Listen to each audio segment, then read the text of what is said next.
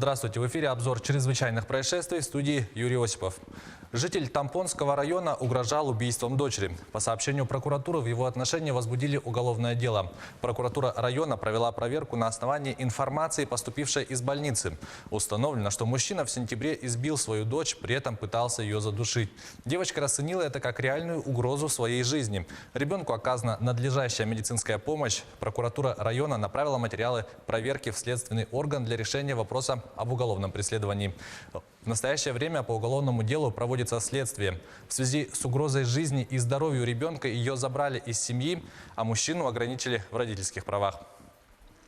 В Якутске полицейские по горячим следам раскрыли разбой и грабежи. Около 2 часов ночи патрулям поступила ориентировка на 2 мужчин, которые совершили нападение. Ближайший борт патрульно-постовой службы выехал на место происшествия. Потерпевший сообщил полицейским, что когда он стоял возле своего дома, мимо проходили 2 парней. Неожиданно прохожие развернулись и подбежали к нему. Один из парней ударил потерпевшего, второй в это время вытащил пистолет и ударил мужчину рукояткой. Затем они угрозами отобрали у потерпевшего сотовый телефон. Автопатруль заметил схожих по описанию мужчин на другой улице и задержал. Мужчина опознал их. Во время разбирательства в отделе полиции в дежурную часть обратился другой пострадавший. Он рассказал, что на него в ту же ночь также было совершено нападение. Злоумышленников, как и в первом случае, было 2. Они избили мужчину и отобрали рюкзак, в котором находились личные вещи. Он также узнал задержанных. В их отношении возбудили уголовные дела. Полицейские задержали подозреваемых в серии грабежей и угонов при попытке скрыться за пределы республики.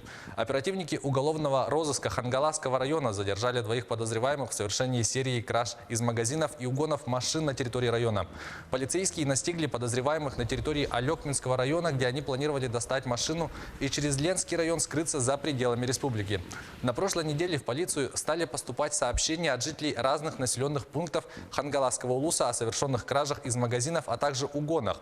По предварительным данным, 19-летние уроженцы городов Покровск и Нерюнгри, находясь на условно-досрочном освобождении за совершенные имущественные преступления, решили уехать в другой регион, для чего они запланировали угон машины и кражи. В городе Покровске ими был похищен седан, на котором они добрались до села Булгуняхтах, где, взломав двери в подсобное помещение сельского магазина, похитили продукты питания, алкоголь и другие товары на сумму свыше 10 тысяч рублей. В том же селе подозреваемые, проникнув на территорию частного дома, похитили и угнали другую иномарку. Вскоре эта автомашина была обнаружена на берегу реки Лена, недалеко от села Едяй. В этом населенном пункте злоумышленники угнали другую машину, которую впоследствии также бросили в аварийном состоянии. Следующим населенным пунктом стало село Синск. Там ими был угнан микроавтобус и совершена кража денег из кассы одного из магазинов и товаров на сумму свыше 20 тысяч рублей. Микроавтобус был оставлен на полпути. Закончилось горючее.